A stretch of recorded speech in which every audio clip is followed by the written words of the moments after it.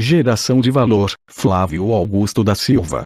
Desta vez, vou dedicar este livro a uma equipe de trabalho com quem tenho tido um contato intenso neste ano, desde quando reassumi a gestão da WhatsApp, em janeiro de 2016.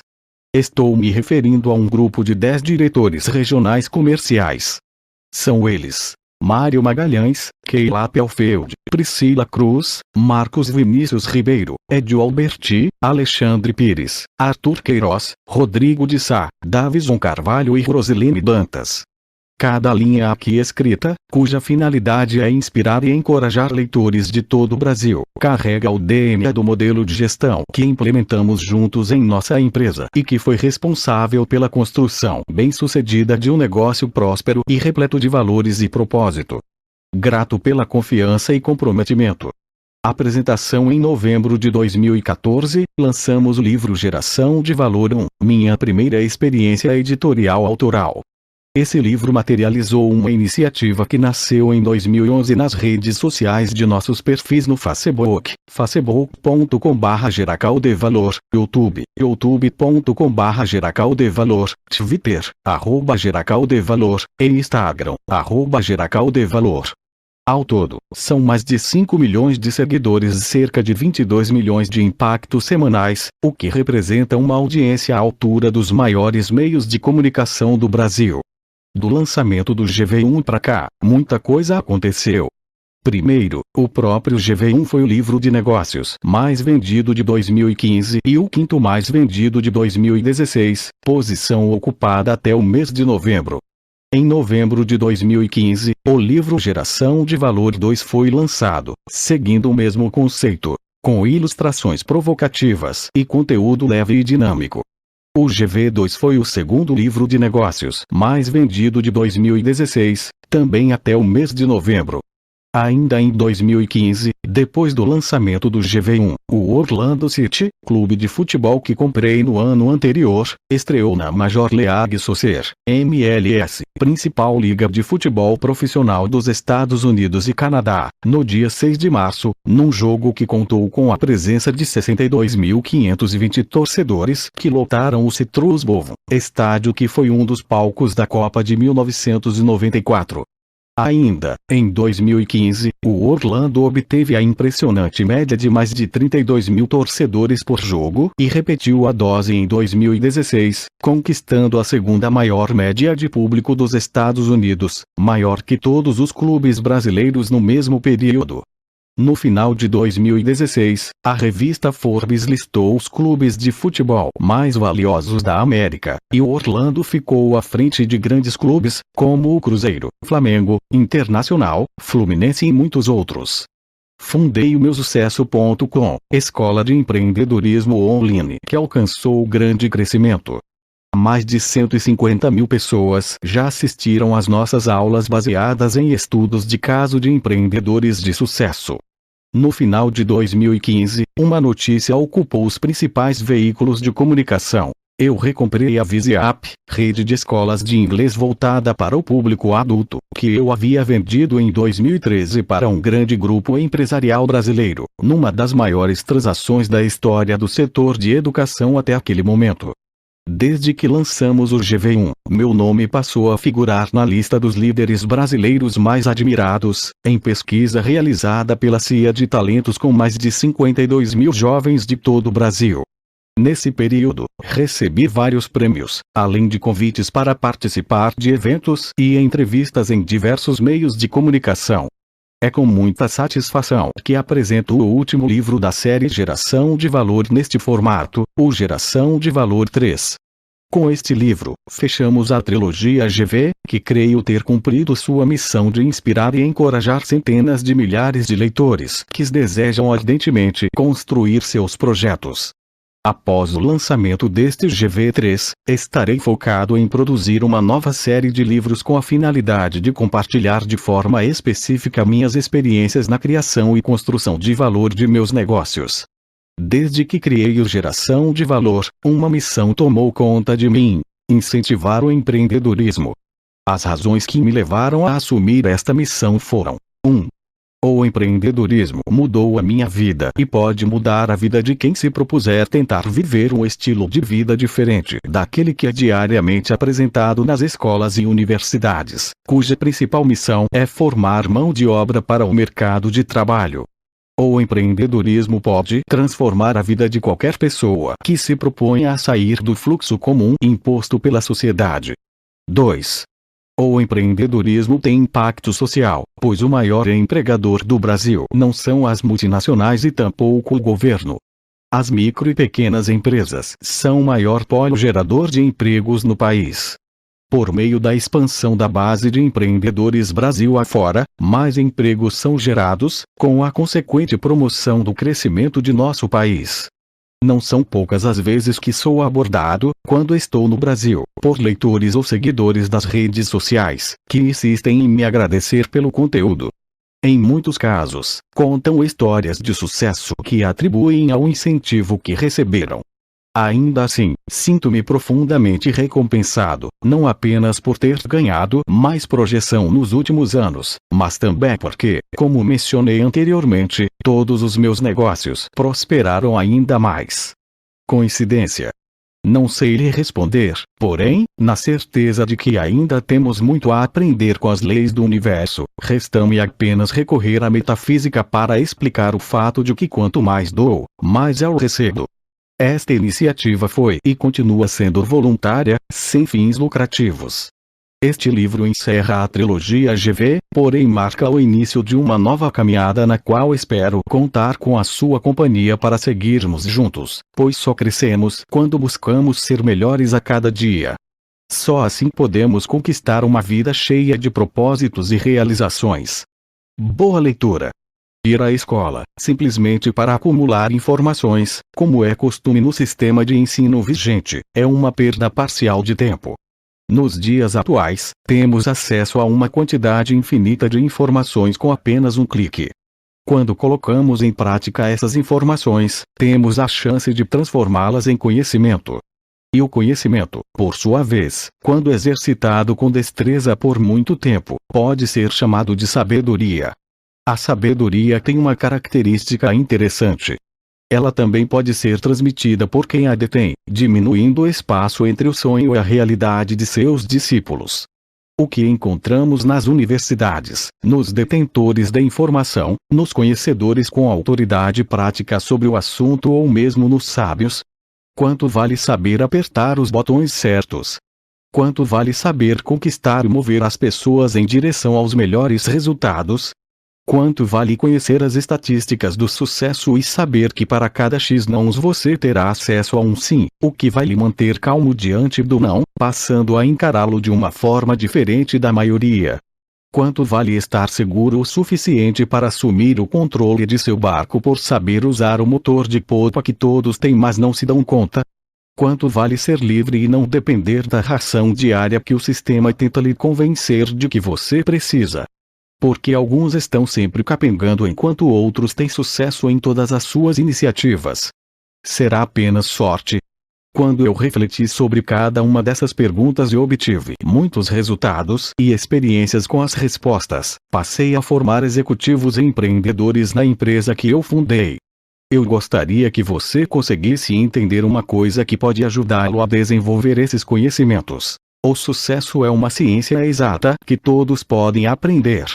Não é uma questão de sorte, de sobrenome ou classe social, nem está relacionado à quantidade de diplomas que você tem pendurados na parede. Deixe as informações para os sites de busca. Procure conhecimento com quem tem autoridade. Busque a sabedoria naqueles que tiveram experiências reais e alcançaram resultados. Não se deixe iludir por carisma ou bom papo. Isso pode lhe poupar alguns machucados e acelerar seu processo de crescimento. Reflita com carinho sobre isso. Tenha coragem de questionar o mundo que lhe apresentaram. Em conversa recente com um repórter de um importante jornal brasileiro, ele me perguntou qual imagem eu carrego em minha memória sobre minha adolescência. A entrevista foi muito bem conduzida por ele, a propósito, um jornalista muito qualificado. De certa forma, ele me levou a refletir sobre isso e cheguei a uma conclusão interessante. Eu poderia ter em mente que sempre fui muito querido pelos meus pais e parentes. Poderia me lembrar de bons amigos ou até da minha passagem pelo colégio naval, de onde até hoje guardo boas recordações.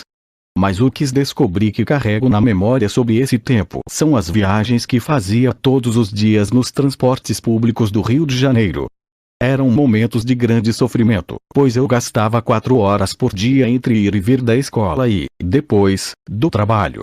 No total, foram mais de 5 anos em que percorri pelo menos 30 mil quilômetros. Usando a calculadora, essas 4 horas diárias também podem ser traduzidas em quase 1.000 horas por ano, ou seja, cerca de 40 dias por ano dentro de um transporte coletivo lotado, presenciando muitos assaltos e as mais mirabolantes situações com as quais um morador da periferia aprende a conviver com naturalidade. Como saía de casa antes das 6 da manhã, ainda escuro, tinha o hábito, dentro do ônibus, de pé e apertado no meio de dezenas de pessoas, de ficar observando a fotografia da minha vida através do reflexo no espelho. Um adolescente em direção à escola, amassado dentro de um coletivo, com uma mochila cheia de livros, de pé por 2 horas. Do lado de fora, ao ver essa fotografia lamentável, que no entanto é algo muito comum na rotina de milhões de pessoas nos principais centros urbanos brasileiros, qual perspectiva mais relevante poderia ser atribuída a esse amontoado de gente amassada? A memória da minha adolescência sempre me leva de volta a esta minha antiga rotina. É disso que gosto de me lembrar, porque posso me conectar à minha essência, ao que sou e de onde vim. Assim eu posso recordar todas as vezes que usava esse tempo para sonhar e planejar uma mudança de vida. Mas a minha principal razão para manter viva essa memória é preservar a certeza de que qualquer pessoa, por mais desqualificada ou vira-lata que pareça, um da Silva qualquer como eu, ou um suburbano sem classe como eu, ou um pobretão sem referencial como eu, ou um filho de gente simples e sem pedigree como eu, pode transformar o caos em que vive numa realidade completamente diferente. Se eu me esqueço de quem eu sou e de onde vim, imediatamente perco a autoridade de lhe dizer que você também é capaz de mudar a sua realidade de vida. Basta não sucumbir ao coitadismo. Quem é o maior empregador do Brasil? A. Governos. B. Multinacionais. C. Micro e pequenas empresas. Acertou quem falou micro e pequenas empresas. Elas são responsáveis por 70% dos empregos gerados no país, segundo dados do Ministério do Trabalho. Essa informação tem muita lógica, já que, de acordo com o jornal Estado de S. Paulo, só em 2015, mais de 1,8 milhão de empresas fecharam suas portas em decorrência da crise econômica provocada pelo impasse político, o que resultou em um grande aumento da taxa de desemprego. Coincidência? Todos sabemos que os impostos são altos no Brasil, que há uma infindável burocracia, os encargos trabalhistas são pesados e os juros bancários são dignos de agiotas. Então, por que ainda existem loucos que querem empreender no Brasil? Porque os empresários que se tornam bem-sucedidos são muito bem recompensados. Eles sentem o prazer de ter construído seu projeto, conquistam independência desse sistema nojento e ainda são muito bem remunerados. A busca por todos esses prêmios é o principal combustível do empreendedorismo. Se acabasse essa busca no Brasil, 70% dos empregos também desapareceriam da noite para o dia graças ao desaparecimento dessas pequenas empresas. A maioria da população mergulharia na pobreza e o governo entraria em falência. Todo o sistema econômico de qualquer país do mundo depende da pequena empresa e do pequeno empreendedor, que acorda todos os dias pela manhã para lutar pelo seu sustento e pela construção de seus sonhos. Se apenas 1% a mais de brasileiros passassem a buscar as recompensas geradas por um empreendimento bem-sucedido e honesto, milhões de novos empregos seriam gerados, a economia decolaria e o Estado arrecadaria mais impostos. Todos ganhariam. O Brasil precisa de mais empreendedores. O Brasil precisa desenvolver a sua cultura empreendedora. Nem todos têm vocação para isso, mas se, como disse, uma pequena parcela a mais, com o incentivo correto, passasse a empreender, já seria o suficiente para melhorar muito a vida de todos no país. Há 5 anos, a missão do GV é incentivar o empreendedorismo. E se eu falhar? Essa é uma pergunta que assombra muitos brasileiros. Muitos não sabem que falhar, errar ou fracassar, como queiram chamar, é natural na vida de alguém que deseja construir uma história acima da média. Ainda há uma pressão social extra quando, por qualquer erro, somos vítimas de críticas que nos desqualificam até a terceira geração. Afinal, a internet, há muito tempo, tornou-se um tribunal cheio de juízes de última instância. Errar faz parte da vida de quem deseja evoluir. Para não errar, basta ficar parado, sem ousar, ficar ano após ano estagnado, na mesmice, nadando na mediocridade e na estabilidade. O risco de errar deve ser enfrentado de peito aberto e de cabeça erguida. Ao errar, deve-se ter humildade para reconhecer o erro e não perder tempo dando justificativas. Em vez disso, é imperioso assumir a responsabilidade e ser rápido ao se retratar. Depois de refletir e aprender com o erro, comece a pensar no próximo passo ou no próximo projeto, se for o caso. Se você falhar, não deixe o erro diminuir a sua ousadia. Mais tarde, assim que você alcançar um resultado concreto e incontestável, aqueles mesmos que o condenaram no tribunal da internet vão lhe dar tapinhas nas costas e dizer: "Eu sempre acreditei em você." Já parou para pensar que, desde o ensino fundamental até a universidade, você e eu fomos treinados para sermos empregados? Vivemos nessa linha de montagem que nunca nos estimula a empreender. Ao contrário, os que se atrevem a sair do quadrado são taxados de lunáticos. Quando o seu cérebro não é estimulado a empreender, muitas oportunidades passarão na sua frente e você sequer vai cogitar a hipótese de aproveitá-las. Elas vão passar despercebidas. Além disso, toda qualificação necessária para empreender ficará em segundo plano. Eu, por exemplo, nunca pensei em ser um empresário. Mas as circunstâncias da vida me levaram a algumas oportunidades e eu não hesitei. E se tivesse hesitado? E se não tivesse tido a coragem necessária? Certamente não estaria aqui escrevendo para você. É fato que os desafios para empreender no Brasil são muito grandes, mas também é verdade que a recompensa para os que se tornam bem-sucedidos é ainda maior e compensa todos os riscos. Sabemos que nem todos serão empresários bem-sucedidos, mas quantos poderiam ter sido se não seguissem o fluxo e, por consequência, hoje permanecessem abaixo do que o seu potencial seria capaz de realizar?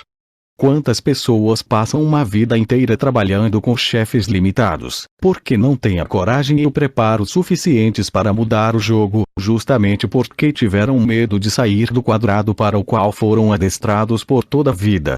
Se este é o seu caso, nunca é tarde para começar a subverter este sistema medíocre.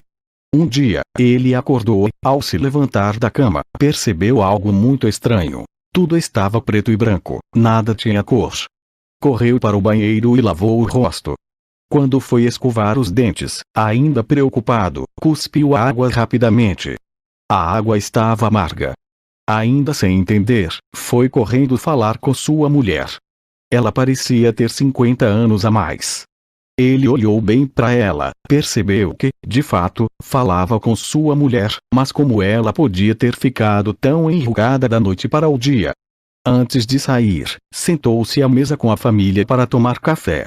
Seus filhos não o olhavam nos olhos. Já estava preocupado com o que poderia acontecer. Quando deu a primeira mordida no pão, logo cuspiu, porque estava com gosto de podre. Ele pediu para sua mulher prová-lo. Ela disse que estava tudo bem e que o gosto estava normal, mas ainda assim ele sentia um cheiro e gosto podres.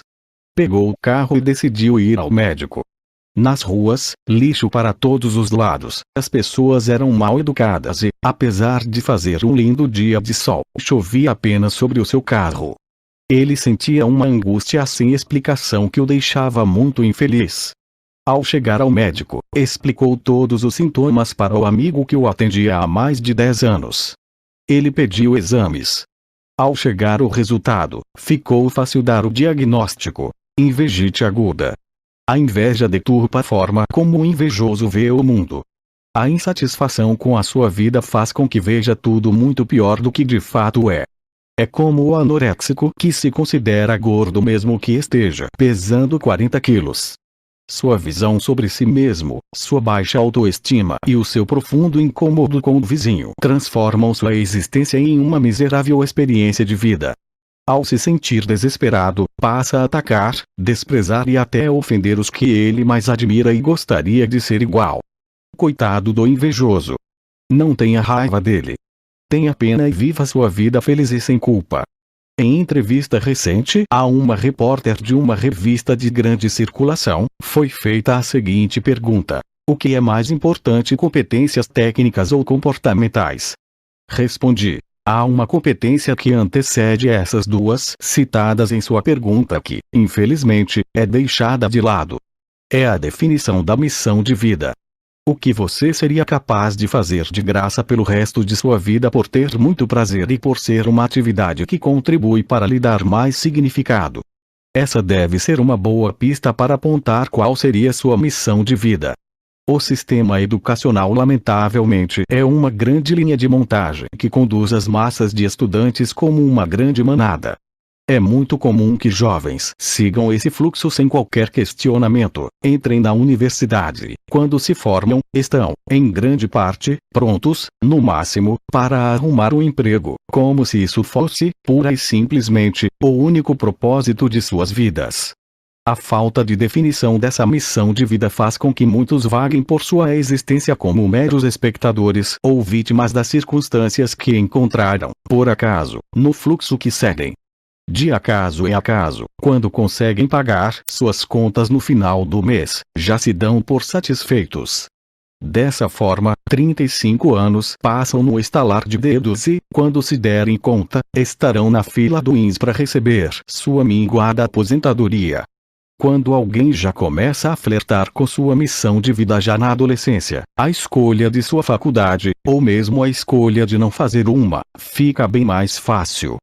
Não será necessário ceder às pressões dos amigos, da família ou da sociedade que tem preparadinho para ele um pacote formatado de carreira segura e com estabilidade, que não existe, para que ele consiga pagar as contas no futuro, como se isso bastasse para uma vida plena. Uma vez definida a sua missão de vida, tudo ficará mais leve, pois, com significado, acordar pela manhã será muito mais gratificante. As segundas-feiras serão diferentes como as sextas-feiras, que também serão tão agradáveis quanto a semana que passou, o que é coisa rara, hoje em dia, pela falta de significado que transforma o trabalho numa tortura insuportável. Voltando à pergunta da repórter, entre as competências técnicas e as comportamentais, uma vez definida a missão de vida, as competências comportamentais são as que vão, sem dúvida, definir se um profissional vai chegar mais longe ou se vai ocupar um lugar comum dentro de uma organização. Daria para falar horas sobre esse tema, mas por hora, ficamos por aqui e deixo uma pergunta. Se sua resposta é nada, pare, pense um pouco e busque definir a sua missão. Essa é uma das definições mais importantes de nossa vida. O que você faz hoje, gastando horas de seu tempo, ou seja, a sua própria vida, que você faria de graça pelo resto de seus dias, por ser a sua missão de vida? Se a resposta é sim, tem algo que eu faria de graça, saiba que sua chance de ganhar bastante dinheiro fazendo exatamente isso é muito grande. Pois, com a paixão, é possível chegar mais longe e se tornar muito competente em qualquer área. Além de cumprir sua missão, as recompensas que você pode ter podem ser muito grandes, inclusive do ponto de vista financeiro. O que move a humanidade são os sonhos. Seja o sonho de ser bem-sucedido, o sonho de fazer diferença na vida de outras pessoas, o sonho de brilhar no lugar mais alto do pódio, de ser reconhecido, etc. Pois é isso o que move o mundo.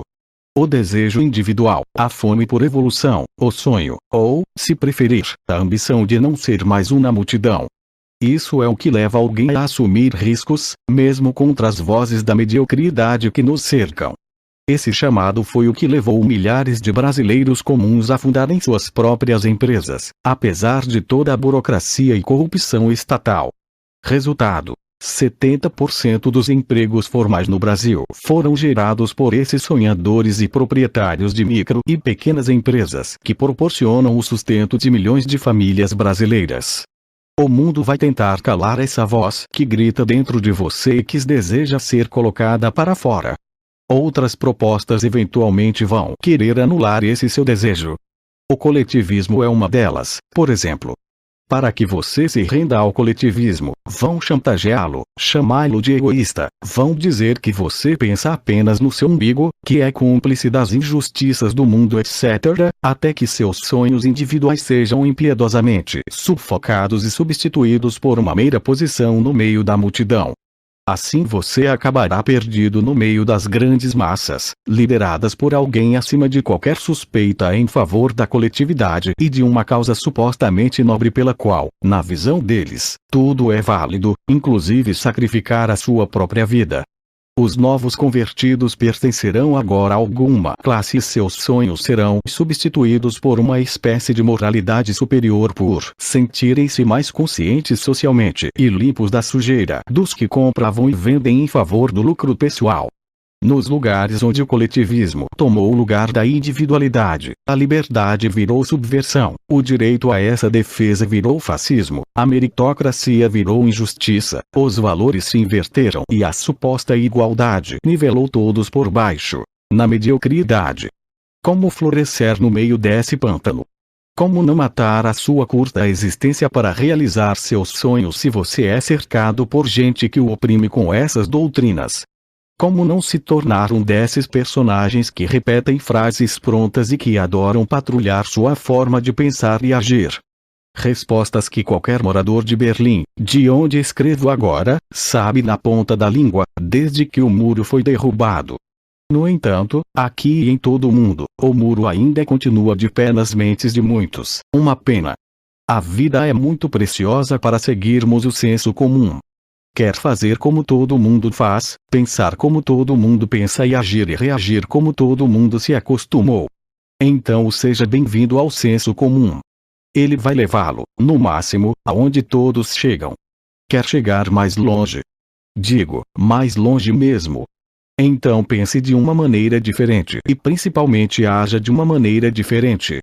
Isso não vai garantir nada a você, mas todos que chegaram lá, certamente, saíram do padrão de pensamento e comportamento imposto pelo senso comum.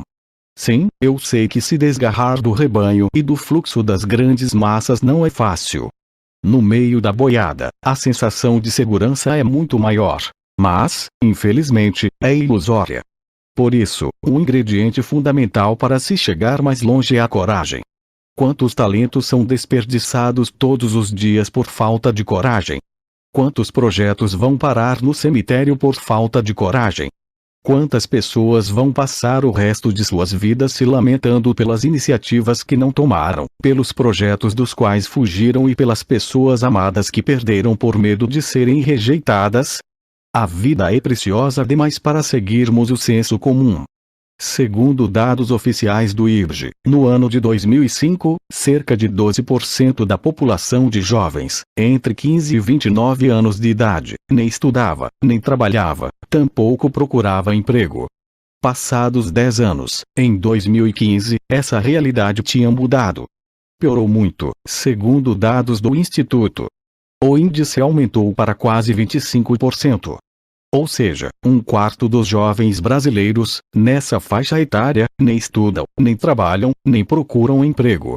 Não é necessário ser nenhum gênio para constatar que 1 em cada 4 dos nossos jovens não tem qualquer perspectiva de futuro.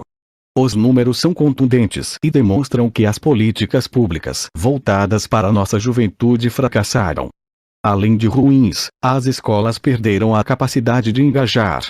Não está mais claro, como foi um dia para nossos jovens, a relação de causa e efeito de suas escolhas e o que sua carreira acadêmica pode oferecer para o seu futuro.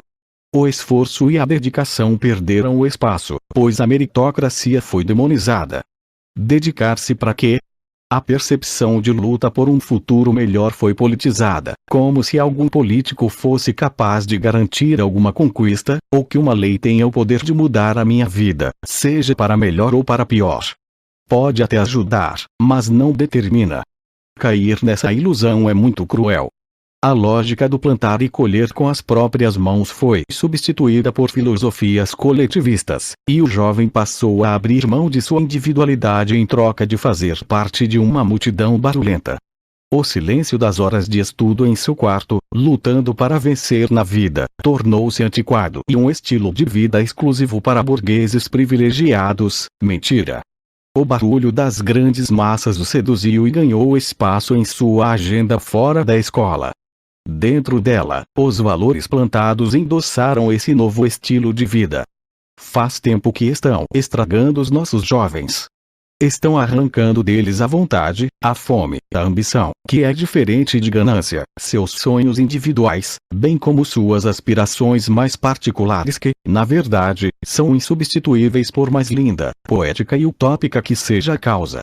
Sim, os últimos 10 anos foram um desastre para nossos jovens, mas o maior problema é que a escola continua, mais do que nunca, politizada. Alguns batem no peito e acham que isso é sinal de evolução. Evolução só para quem controla essas massas, pois elas se transformam em capital político que beneficia meia dúzia de burocratas. Porém, ao pensarmos em cada indivíduo, cada um desses jovens e no futuro que terão, a tendência é que essa nova geração dos nem estuda, nem trabalha, nem procura trabalho, só venha a aumentar, formando uma geração de zumbis coletivistas treinados para abandonar a individualidade. Chegará o dia em que essa multidão vai querer que o Estado a sustente, Estado igual você que trabalha para pagar impostos. Se não tiver dinheiro para sustentá-la, não terá, vai se sentir traída e ficará revoltada, porque acreditou, durante toda a sua juventude, que bastava isso para ter um futuro garantido, além de se sentir a heroína da democracia. A decepção será, já tem sido, muito grande. Nesse dia, mais burocratas e políticos populistas estarão de prontidão em busca de capitalizar essa revolta a seu favor novamente. Esse é o jogo que eles jogam. Somente a livre iniciativa de indivíduos em busca de realizar os seus próprios sonhos, seja por meio da área acadêmica, do empreendedorismo, do esporte ou da arte, é que torna possível o atingimento da missão de vida. Nem todo mundo ficará rico, mas quanto mais pessoas educadas e treinadas para serem autossuficientes, mais o país se fortalece. Agora, indivíduos que abandonaram suas ambições, porque acreditaram no canto da sereia e se converteram a uma espécie de seita política, quando acordarem e se derem conta disso, estarão engrossando ainda mais as fileiras dos nem. Um desperdício de talentos. Não seja vítima do mundo, continue culpando terceiros pelo seu fracasso. Quando chegar ao fundo do poço, você ainda vai se surpreender ao descobrir que existe o esgoto do fundo do poço. Em vez de culpar terceiros, pergunte-se a si mesmo: onde eu errei? Confiei demais? Não tinha um plano B? Não me precavi e antecipei tudo o que poderia ter saído errado? Não trabalhei o suficiente? Não fui capaz de fazer o diagnóstico adequado. Permiti que a situação não estivesse em minha mão como deveria. Os campeões se questionam assim quando fracassam. Graças a essa postura, dão a volta por cima, pois encontram forças para subir, mesmo tendo chegado ao fundo do poço, porque se recusam a conhecer o esgoto do fundo do poço. Esse péssimo hábito de se vitimizar está tão na moda ultimamente que o idioma dos campeões se tornou tão compreensível quanto ouvir um nativo do Congo falando um dialeto tribal indecifrável. Ninguém entende nada e ainda se sente ofendido. São novos tempos, uma época em que os campeões ficam cada vez mais escassos. Mas eu sei que aí do outro lado tem um campeão. O que é o tal do impossível? Seria transformar o mercado dos Estados Unidos em um mercado apaixonado pelo futebol, o que foi tentado sem sucesso tantas vezes nas últimas décadas. Seria transformar o empreendedorismo numa solução acessível a todos que desejam construir uma vida acima da média. O que é mesmo esse tal do impossível? Seria falar um novo idioma sem precisar frequentar uma sala de aula por quase uma década. Ou o impossível é sair do nada para o tudo, da periferia para o mundo ou até mesmo contrariar estatísticas, padrões e determinismos sociais, e ainda arrastar multidões nessa mesma crença. O impossível é um paradoxo porque ele é aquela coisa que acreditamos quando paramos de acreditar. É aquilo a que damos tanta importância quando perdemos a nossa própria importância. Por mais que eu não saiba como conseguir, eu sou capaz de fazer o que eu quiser. Isso me motiva a não me acomodar e a aprender o que for necessário para chegar mais longe. Estou absolutamente convencido de que você também é capaz. O que cansa é não sair do lugar, não vislumbrar perspectivas e não se sentir realizado com os frutos produzidos. Trabalhar não é castigo. Castigo é ficar para trás por ter feito escolhas erradas, é não realizar seus sonhos por falta de coragem e ser mais um na multidão tendo sido guiado pelo senso comum. Trabalhar não é frequentar um lugar. Trabalhar é produzir, é sair do ponto A para o ponto B. Muitos frequentam empresas, como donos ou empregados.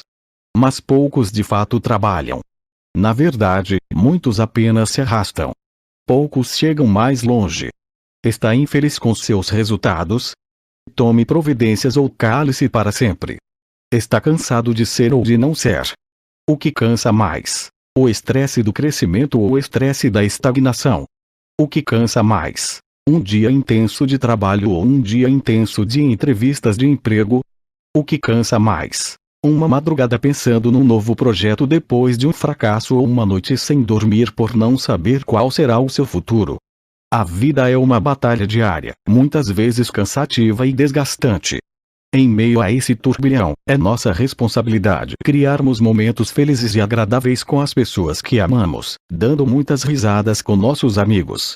Porém, logo em seguida, devemos voltar para a batalha diária. Então, pare de se iludir pensando que a vida será uma tranquilidade. A estabilidade não existe, e a calmaria é um sinal de estagnação, pois não leva a lugar algum e nos causa muitas frustrações. A vida de quem cresce é agitada, cheia de mudanças e repleta de estresses, fracassos e aprendizados. Agitação boa. Se é para cansar, então que seja pelo motivo certo. E quando você se der conta de que o seu dia está agitado, fique feliz e pense assim: eu trabalhei para isso. Consegui. Você merece ser livre. Sempre haverá momentos em que teremos de fazer uma escolha entre nos lamentar pelo passado ou olhar para frente com energia e entusiasmo. Infelizmente, os desafios da construção de um futuro promissor são tão grandes que quase sempre não é possível realizar essa tarefa carregando pesos mortos nas costas. O desejo obstinado de fazer justiça ou a necessidade de satisfazer um orgulho ferido não são, nem de longe, algo que produz energia positiva. Ao contrário, gera amargura, tristeza e um sentimento de vingança que, depois de consumado, não traz a satisfação que se imaginava. Qual é o resultado? Perda de tempo, energia, distanciamento de amigos e muita tristeza. No final do dia, sabemos que nossas emoções são exímias sequestradoras. Tornar-se refém delas é um dos maiores prejuízos que alguém que não quer passar a vida em branco pode fazer. Por outro lado, quando calculamos de forma racional a relação entre custo e benefício para tomarmos a decisão de abandonar as armadilhas emocionais que poderiam nos prender por anos, escolhemos um caminho mais inteligente, ainda que estejamos abrindo mão de algumas coisas.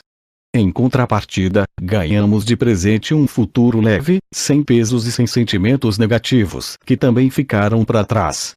Infelizmente, grande parte da humanidade vive no calabouço de suas emoções, aprisionados em rancores, atormentados por sentimentos de vingança e limitados por terem gastado toda sua energia produtiva e seu potencial com o lixo emocional que foi acumulado por décadas e, o que é ainda pior, sempre se convencendo de que a culpa é de alguém.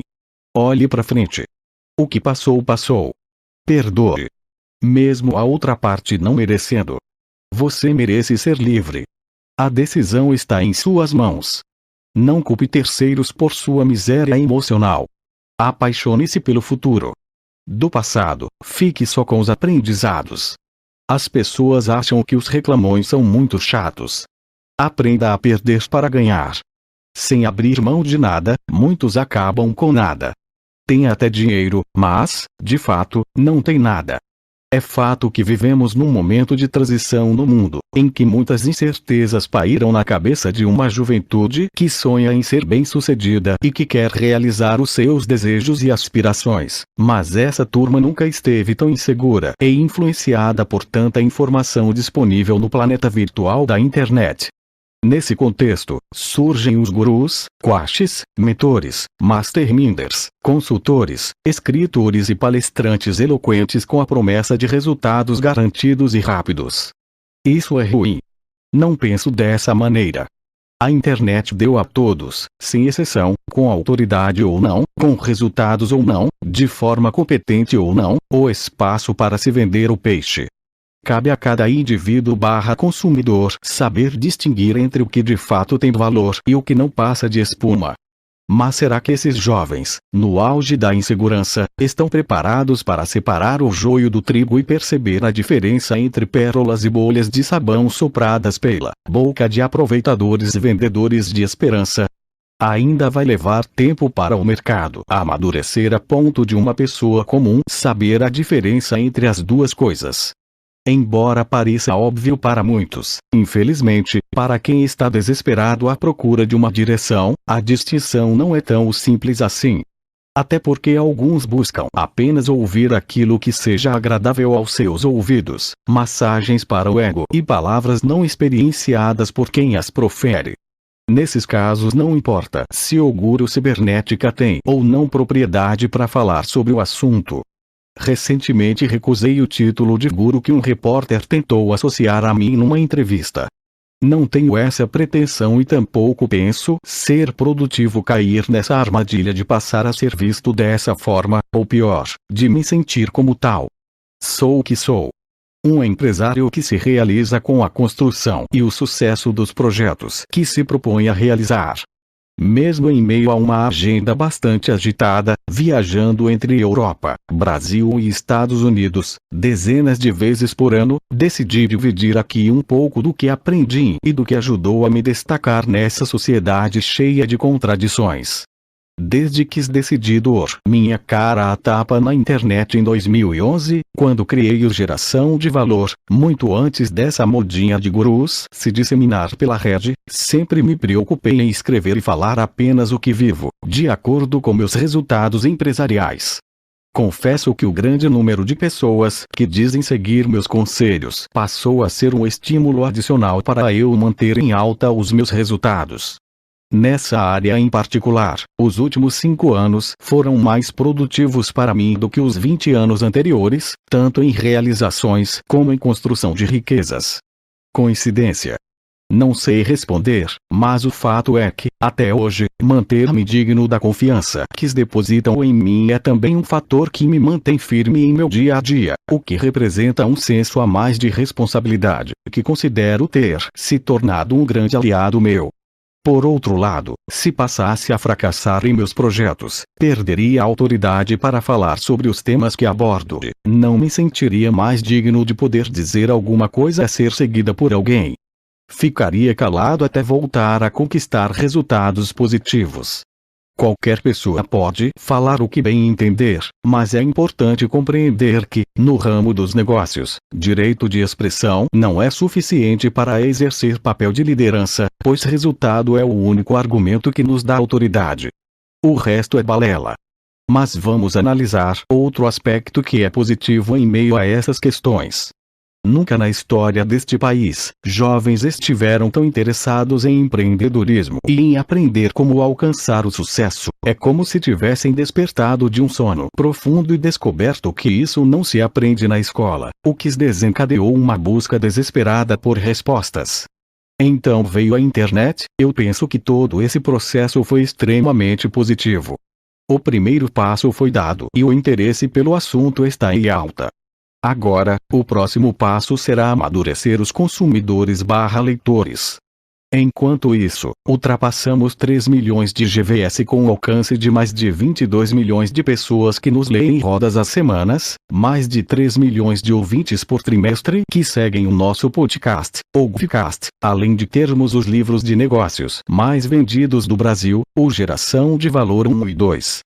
Enquanto eu for capaz de merecer a sua confiança de vocês por meio dos resultados de meus negócios, estarei aqui para dizer que você também pode, que você não precisa seguir a boiada e pensar dentro da caixa que lhe reservaram nesta sociedade. Existe vida fora dessa caixa e quem tem coragem de se libertar dela, além de assumir riscos que poucos estão dispostos, pode desfrutar de coisas a que apenas uma minoria tem acesso. Estou aqui por sua causa. Não preciso dessa exposição. Ao contrário, a maioria dos que chegaram pelo menos a 10% de onde cheguei querem distância dela. Se for para você despertar e conquistar os seus projetos, mesmo lidando com as críticas e os julgamentos alheios, tudo isso já terá valido a pena para mim. Emoções, experiências e críticos depois de 25 anos atuando na linha de frente no mercado, formando executivos e empreendedores, vendo muita gente fracassar e apenas alguns triunfarem, estou cada dia mais convencido de que as competências emocionais são as que realmente fazem a diferença. Também presenciei outros casos de pessoas que, apesar de não terem tido acesso a uma formação acadêmica, além de serem obrigados a lidar com uma série de limitações, chegaram muito longe graças à disciplina, lealdade e foco. Suas limitações técnicas foram superadas com um pouco mais de tempo e esforço até alcançarem um nível suficiente. Já lamentei muito por perder grandes talentos, ou melhor, por vê-los morrendo em meus braços e ouvir seus últimos suspiros, enquanto lutava muito para orientá-los na direção certa. É claro que o maior prejuízo sempre foi desses suicidas profissionais. Mas, como líder, sempre lamentei muito todas as vezes que precisei atuar como coveiro, enterrando esses talentos desperdiçados no cemitério do esquecimento. Por outro lado, não há alegria maior para um líder do que ver seu aluno reencontrando a autoconfiança, libertando-se dos complexos que carregou por toda a vida, vendo seu talento florescer, seu brilho nos olhos de volta, enquanto amadurece a ponto de se tornar um bom gestor de seus sentimentos, em vez de ser dominado por eles como era em outro tempo. Depois de quase 3 décadas neste campo sangrento de batalha, não me restam dúvidas sobre o quanto as competências emocionais fazem toda a diferença entre o sucesso e o esquecimento, entre a realização e a frustração, assim como entre a prosperidade e a mediocridade. Apesar de constatar essa realidade, vejo que muitos desconhecem a sua existência, pois tratam o perfil emocional como algo abstrato e quase místico. Por isso, vão sempre classificar essa abordagem como uma espécie de autoajuda barata, referindo-se a ela com um certo desdém e um olhar de superioridade. Talvez não façam isso por maldade. Fazem por ignorância, por limitação mesmo, pois nenhuma dessas competências emocionais lhes foram ensinadas na escola. São completamente analfabetos no assunto. Como, geralmente, esses candidatos a intelectuais acreditam muito no sistema, dentro do qual se encontram bastante enraizados, tudo que é diferente dessa cartilha, na qual foram adestrados, é rejeitado, quando deveriam reconhecer como humildade que teriam muito a aprender nessa área. Em muitos casos, essa postura se estabelece enquanto eles não conseguem ter sucesso em seus pequenos projetos, acumulando muitas frustrações que acabam sendo despejadas em suas palavras contra o que eles chamam de fórmulas de sucesso ou frases de efeito. Essa atitude é de certa forma compreensível, pois realmente deve ser insuportável para essa gente concluir que, do alto de sua sapiência e intelectualidade, seus resultados tornaram-se decepcionantes e insignificantes com o passar do tempo. Por isso, restam-lhes apenas refutar todo e qualquer discurso que lhes atribuam responsabilidade. Segundo eles, é tudo culpa da crise, do Brasil, do sistema, do mercado etc. Se no fim tudo der errado, ao menos poderão escrever sobre suas frustrações em seus blogs e desferir críticas aos cabeças fracas que dão tanta audiência para autoajuda barata, que para eles nada mais é do que uma massa formada por bobinhos desmiolados. Enquanto eles são os descolados, falam bonito, escrevem bonito. Eles são os detentores exclusivos do senso crítico, cheios de teorias e meia dúzia de realizações corriqueiras. Já os bobinhos acreditam que as respostas para suas aspirações não estão somente no raciocínio cartesiano e binário ensinado na escola, nem nas razões macroeconômicas, e sim dentro de cada um de nós, nos labirintos de nossas emoções, onde se escondem grandes monstros capazes de nos paralisar ou grandes heróis sedentos por aventuras repletas de vitórias. Nos últimos 25 anos, eu me deparei com esse cenário diversas vezes. Enquanto isso, eu, que era o mais bobinho e iludido de todos, seguidor de autoajuda barata e aparentemente nada esperto, intelectual ou descolado como eles, colecionei alguns resultados.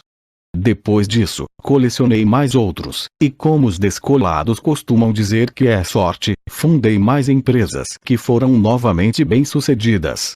Mas quanta sorte eu tenho! Assim é a vida, que é composta pelos que aplaudem, os que são aplaudidos e os que somente criticam. Pobre vida dos que somente criticam. Já os bobinhos, a escola o treinou para ser empregado. A família o educou, desde cedo, para ter uma profissão. Uma legião de conservadores disseram a você que o barato é a estabilidade.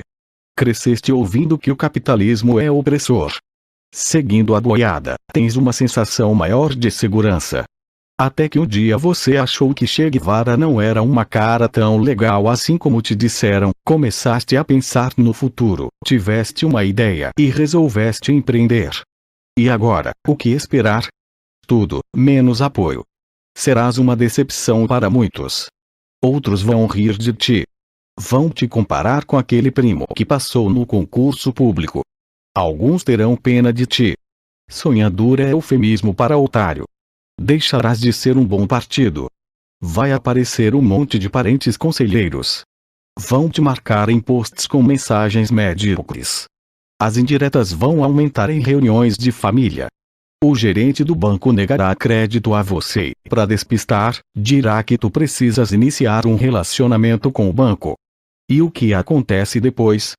90% desistirão por não suportar a pressão e retornarão para a manada. Dos que avançarem bravamente, muitos que ainda não estavam preparados fracassarão. Os que fracassarem vão ter que conviver com os profetas do passado e ouvir todos os dias: eu te disse, não te falei? Vai haver dias nos quais vais chorar sozinho. Muitos desistirão. Terás novas ideias. Elas vão te perseguir. Porque tu enxergas o mundo diferente. Chegarás à conclusão de que é necessário te preparares melhor. Vais estudar e pesquisar por conta própria. Alguns amigos vão lhe chamar de coxinha. Todas as críticas funcionarão para ti como um combustível. Por isso, trabalharás muito. Em dado momento, tu começarás a vender teu produto. O dinheiro começará a entrar. Tua confiança aumentará. O entusiasmo te contagiará. Tu aprenderás e perceberás que é possível. Passarão 2 anos e teu negócio ganhará corpo. Tu não te acomodarás e continuarás estudando por conta própria e trabalhando bastante. Os parentes observarão de longe.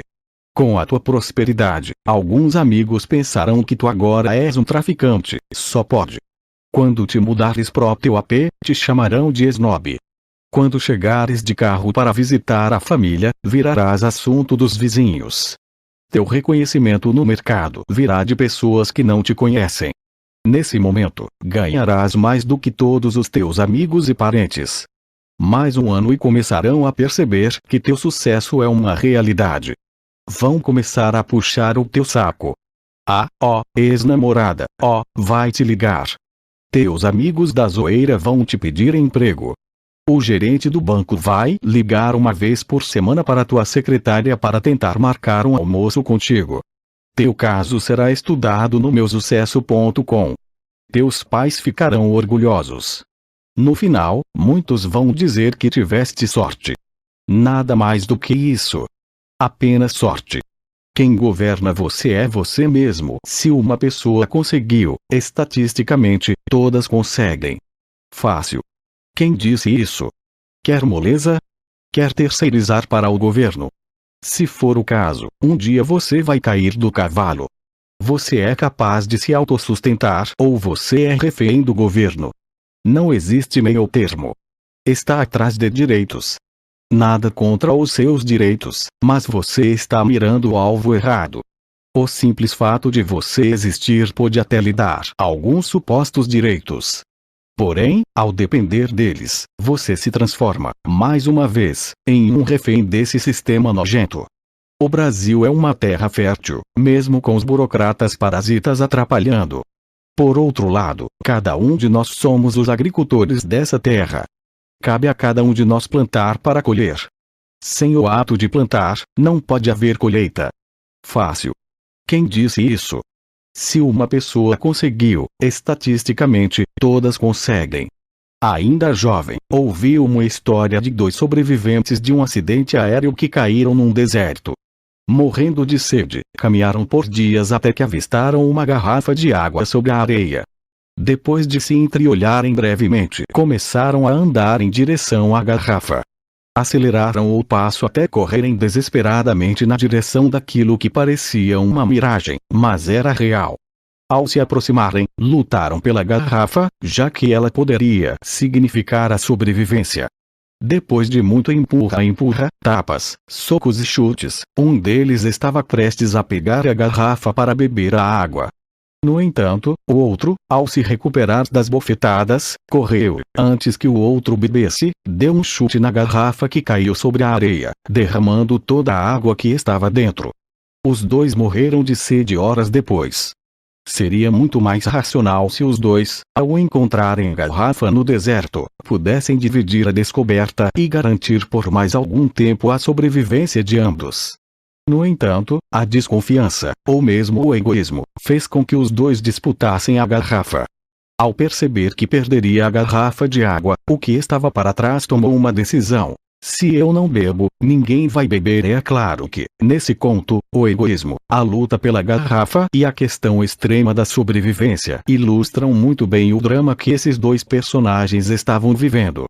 No entanto, o se eu não bebo, ninguém vai beber está bastante presente em nossa sociedade de uma maneira mais forte do que se pensa, já que esse lema trafega no submundo da mente coletiva, no esgoto da consciência humana e nos porões da inveja, que tem o seu lema muito bem definido. Se eu não bebo, ninguém vai beber. Numa sociedade em que competimos por um emprego, por um lugar no mercado, por um marido, por uma esposa, por uma família bonita, por uma posição social, por reconhecimento profissional, por sucesso, por realização, pela construção de nossos projetos, por ideias, por ideais, por ideologias, pelo título de campeão do nosso time de futebol, por evidência nas redes sociais, por aceitação e até por mantermos nossa própria identidade, o que muitos fazem quando fracassam.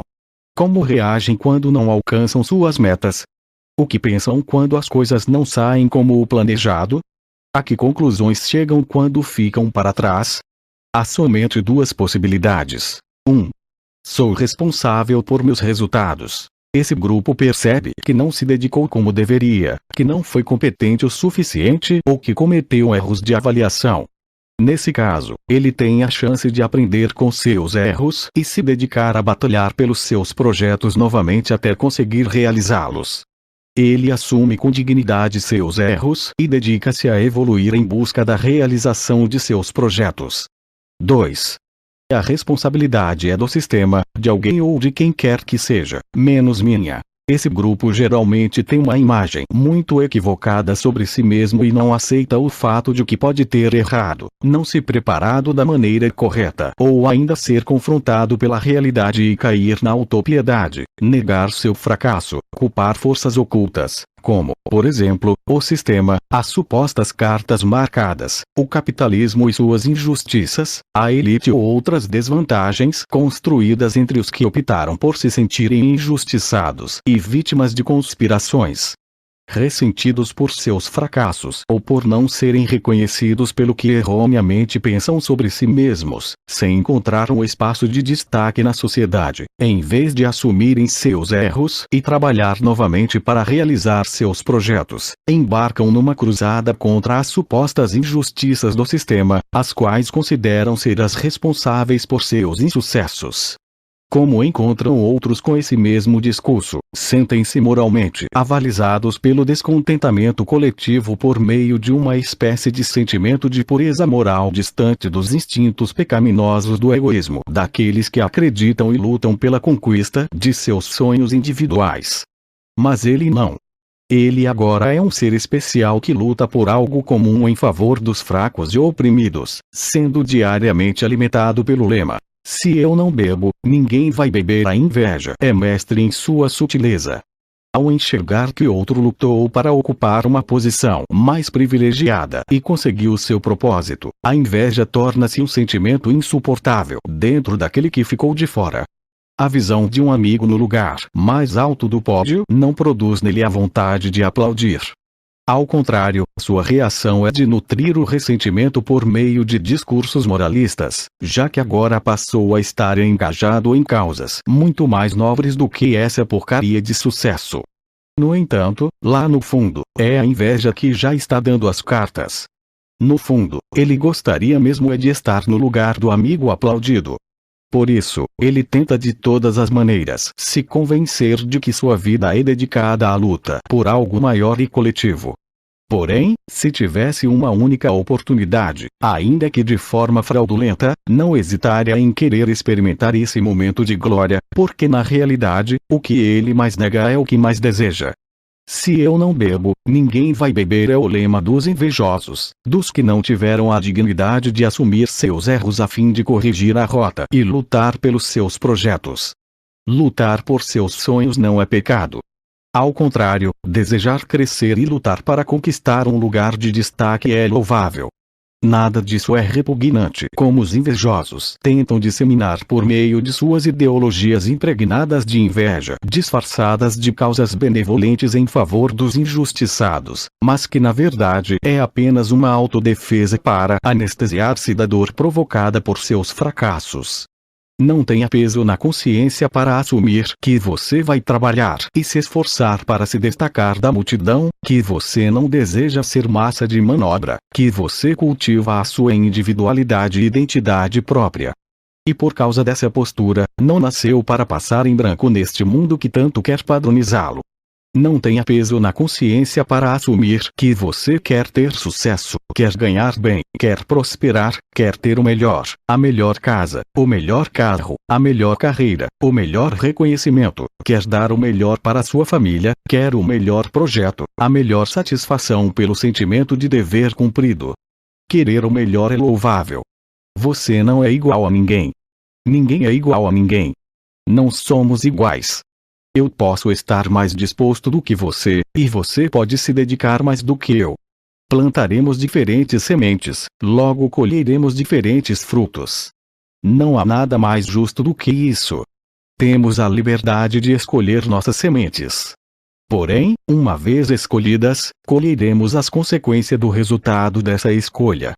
Como podemos esperar resultados iguais se cada um faz escolhas diferentes?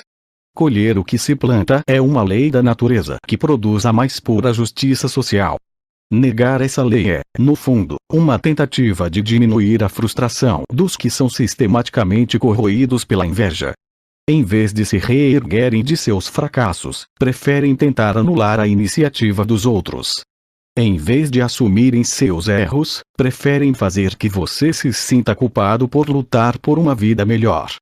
Em vez de aprenderem com quem chega no alto do pódio, preferem jogar tomates neles. Vida triste e sofrida. Vida de quem pensa assim: se eu não bebo, ninguém vai beber.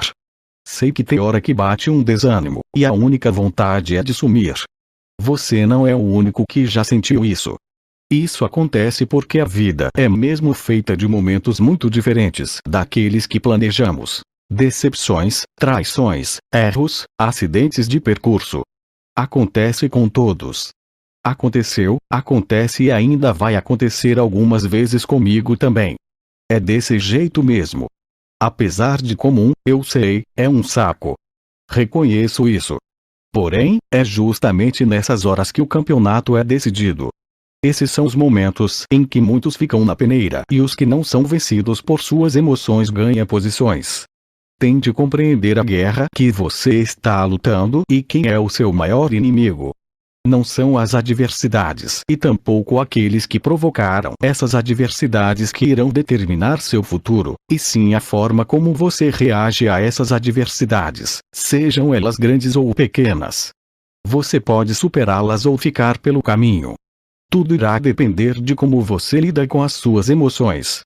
Nessa guerra, o campo de batalha é sua mente, seu maior aliado é você e o mais cruel de seus inimigos também é você. A maneira mais fácil de escravizar alguém ou um grupo de pessoas é dizer somente o que ele quer ouvir, o que é mais conveniente para ele ouvir ou o que foi catequizado a ouvir. Mentes livres estão sempre abertas ao confronto e estão prontas, se necessário, a fazerem escolhas menos confortáveis em favor de sua liberdade. Você é escravo de tudo aquilo que não é capaz de abrir mão. Sua família sempre vai querer a sua proteção.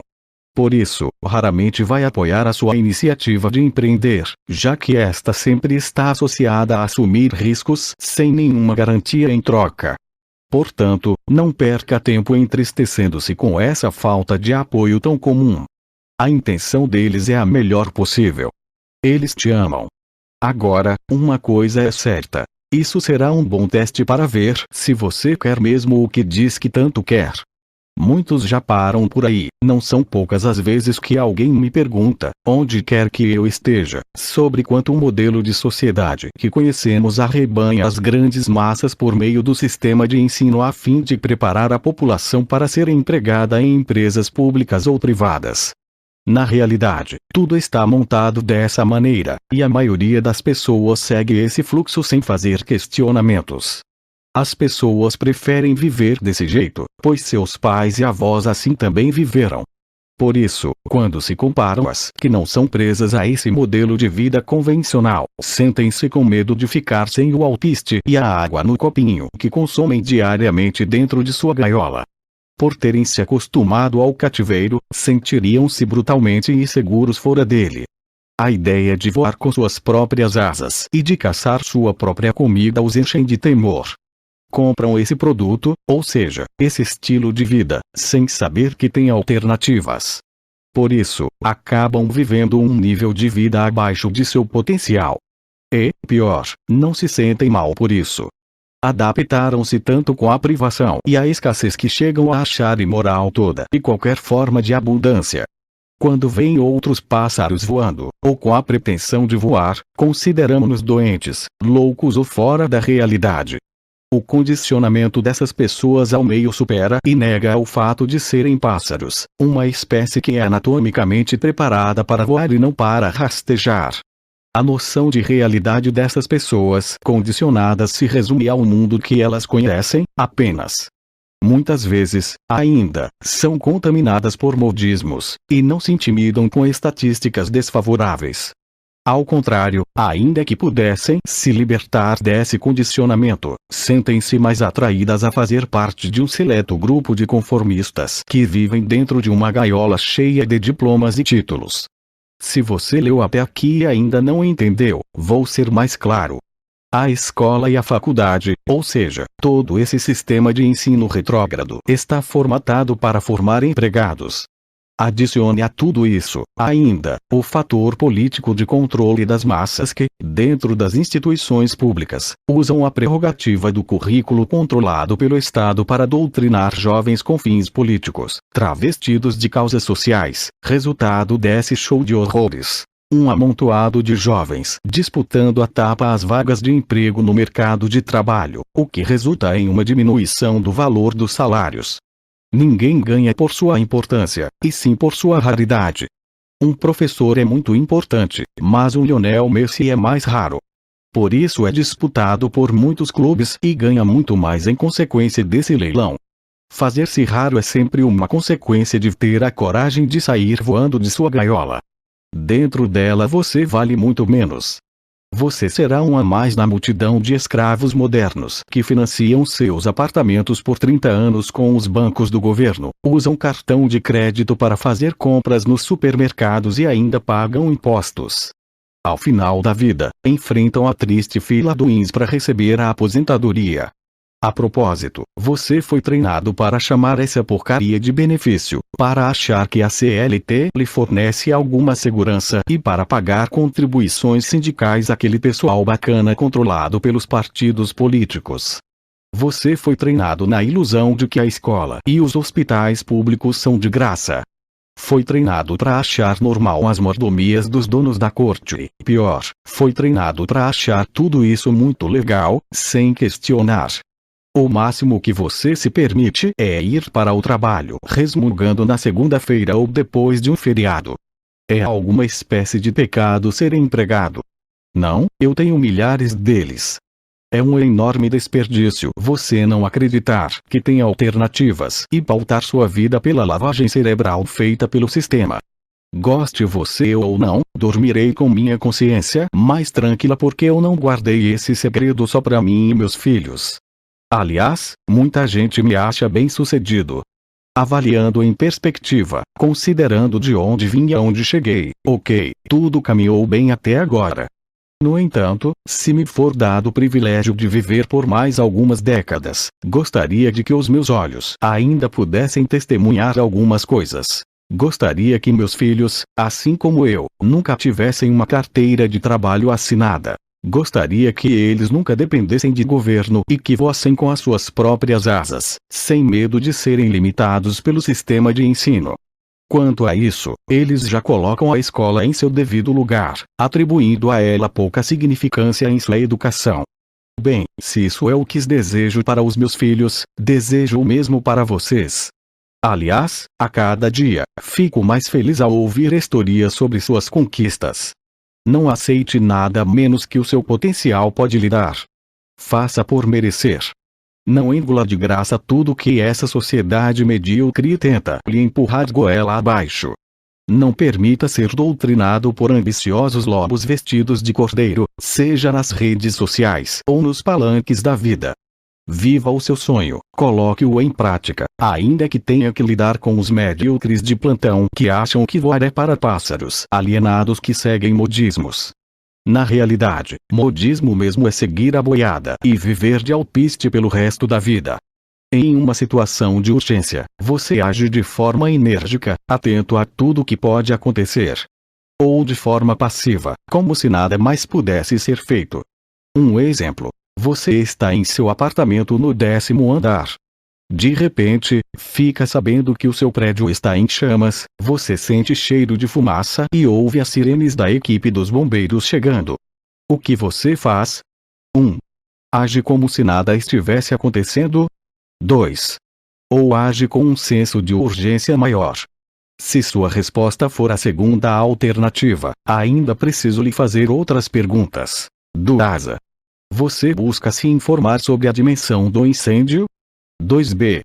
Se for de grandes proporções, procura saber se é possível sair do apartamento. 2c. Se a opção anterior não for possível, vai para a janela e demonstra precisar de socorro. 2d. Se não há sinal de socorro e o fogo já invadiu o seu apartamento, você tentaria assumir um risco maior e tentaria descer para o andar logo abaixo pelo lado de fora. 2e. Se isso também não fosse possível, você tentaria saltar do 10º andar com alguma chance de sobrevivência ou morreria queimado. Desculpe-me pelo exemplo trágico, mas não é possível falar sobre senso de urgência sem montar um cenário de necessidade extrema. O problema é que muitos passam por adversidades extremas sem se darem conta disso, porque estão anestesiados em seu estado extremo de acomodação e autopiedade, assistindo ao seu próprio fim. Um outro cenário. Você precisa aumentar as vendas de sua empresa para arcar com os compromissos da companhia e compromissos pessoais. O tempo passa e o mercado não reage. O meio do mês já passou e a demanda natural sequer se aproxima do mínimo necessário. O que você faz? 1. Culpa a crise e já se prepara para não pagar o aluguel do mês corrente. Ou seja, vê indícios de incêndio, sente o cheiro da fumaça, mas continua assistindo à TV. 2. Em vez de tomar novas iniciativas para vender, liga para o sogro para pedir dinheiro emprestado. 3. Pega a lista de clientes e entra em contato com eles para lhes oferecer uma oportunidade de compra. 4. Caso sua lista de clientes não responda à altura, saia em busca de novos clientes em sua região e envolve toda a sua equipe nessa tarefa. Qual é o seu senso de urgência e qual é a sua tolerância ao fato de morrer queimado sem se mexer do sofá? Se tiver que morrer, morra lutando. Geralmente, quem luta até o final encontra uma saída. Medíocres e acomodados entregam os pontos e serão expelidos do mercado. Pense nisso. Crie na crise em uma situação de urgência. Você age de forma enérgica, atento a tudo que pode acontecer. Ou de forma passiva, como se nada mais pudesse ser feito. Não gosto de crise, mas se ela é inevitável, vou estudar maneiras de produzir e prosperar no meio dela. Quando falta energia, mais velas são vendidas. Quando falta água, mais água mineral é vendida. Quando a gasolina está cara, mais carros elétricos são vendidos. Quando o preço da energia elétrica sobe, mais painéis solares são vendidos. Quando o desemprego aumenta, mais profissionais precisam investir em sua qualificação para aumentar sua empregabilidade. Etc, etc, etc. Como se defender da crise? Não fique preso a nenhum paradigma. Esteja bem posicionado ou mude de posição para surfar na melhor onda. Na crise, as cartas são redistribuídas, o dinheiro muda de mão e as chances de subir os degraus é ainda maior. Como alguém já disse, enquanto uns choram, outros vendem lenços. Já teve a sensação de que existe um teto de concreto sobre sua cabeça a impedir seu crescimento, a menos que você o exploda? Vou te contar um segredo. No dia em que você explodir e subir para o próximo nível, vai sentir um grande alívio, mas logo vai perceber que haverá um novo teto que também precisará ser detonado. Na realidade, há vários tetos, cada um mais resistente que o anterior. O melhor explosivo é o conhecimento. De novo, não estou me referindo àquele conhecimento que você aprende na escola. Estou falando de outro conhecimento, que é pragmático e que só a maturidade traz, que se soma ao que é possível aprender com quem já explodiu muitos tetos na vida. Escrevo isso apenas para lembrar que para crescer é preciso estar disposto a destruir esses tetos. Não é fácil, não é orgânico e natural. É explosão e destruição mesmo. O que tem no andar de cima compensa. Comprometa-se sem cumprir metas. É impossível ter sucesso em qualquer área de atuação. Cumprir uma meta não é uma atitude natural e orgânica. É sempre resultado de superação, determinação e foco. A manga cai naturalmente da mangueira quando está madura. Já a mandioca, que é uma raiz, ainda precisa ser arrancada quando está madura. Meta não é manga. Meta é mandioca. Meta não é manga. Meta é mandioca. Pessoas sem meta são como uma latinha de refrigerante à deriva no oceano. Não tem direção. São jogadas de um lado para o outro pelas ondas e pelo vento. Pessoas sem metas vagam pela vida sem desafiar o seu potencial e sem descobrir do que são capazes. Uma vida sem meta é sem graça, sem tempero e sem paixão. Uma meta sem coragem é autossabotagem. Uma meta procrastinada não dará em nada. Uma meta sem ação é uma ilusão. Sem cumprir metas é impossível ter sucesso em qualquer área de atuação. Está mudando neste momento e não vai parar de mudar. As regras do jogo, os modelos de negócios, as relações de trabalho, assim como as relações entre consumidores e a tecnologia estão em constante transformação.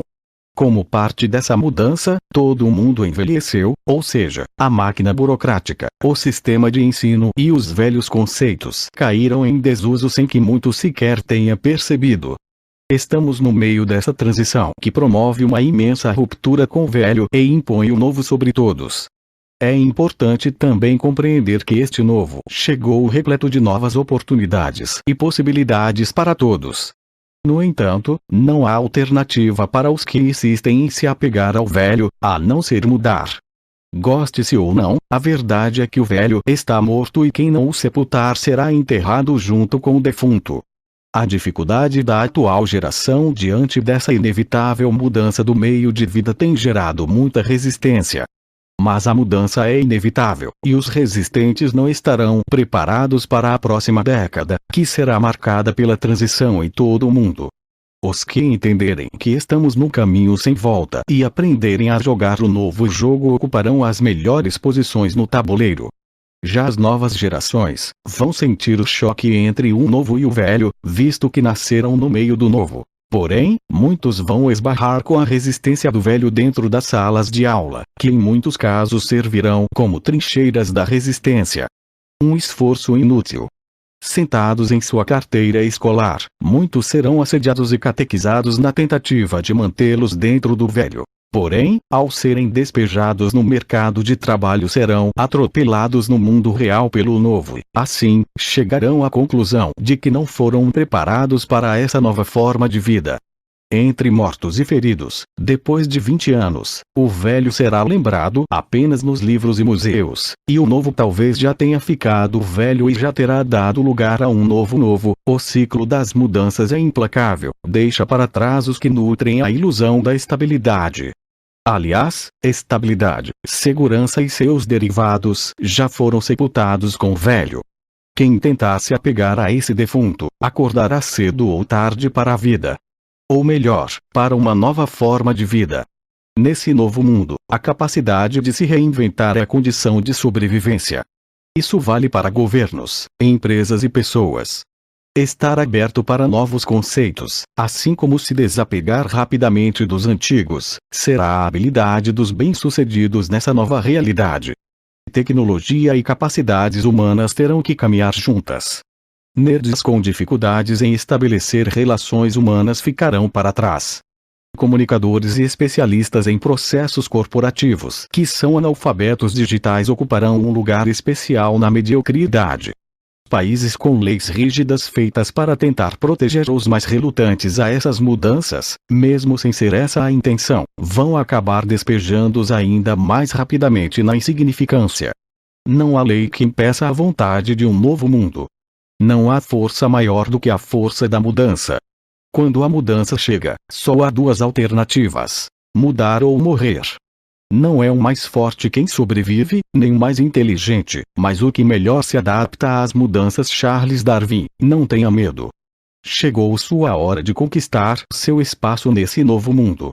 Essa é a oportunidade que você esperava. Feliz 2018.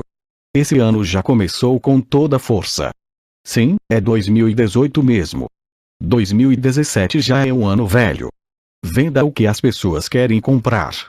Se elas não quiserem, venda um motivo pelo qual as pessoas deveriam querer comprar. Não entendeu? Explico-me. Muitas vezes não basta vender o produto, mas sim o propósito para alguém comprar o seu produto. Por exemplo, não venda a academia, venda a saúde. Não venda curso de inglês, venda a empregabilidade. Não venda cinema, venda entretenimento. Não venda simplesmente o produto, e sim o porquê do produto e todos os benefícios dele na vida do cliente. Essa lógica deve se refletir em toda a comunicação institucional da sua empresa. Não basta vender o bife. Venda o cheiro do bife. Com água na boca, fica mais fácil. Quando falta vontade, qualquer dificuldade se torna um empecilho. Se há alguma dificuldade que o impede, é porque o que você chamava de vontade não passava de um mero desejo.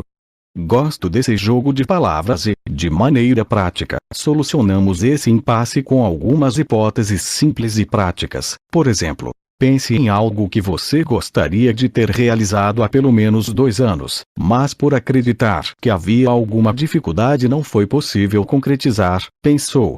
Pense agora na pessoa que você mais ama, seja sua mãe ou pai, filho, avó, marido, mulher, pensou. Deu vontade de dar um beijo nela. Imagine que nesses 2 últimos anos, essa pessoa que você tanto ama esteve entre a vida e a morte porque ingeriu um veneno mortal.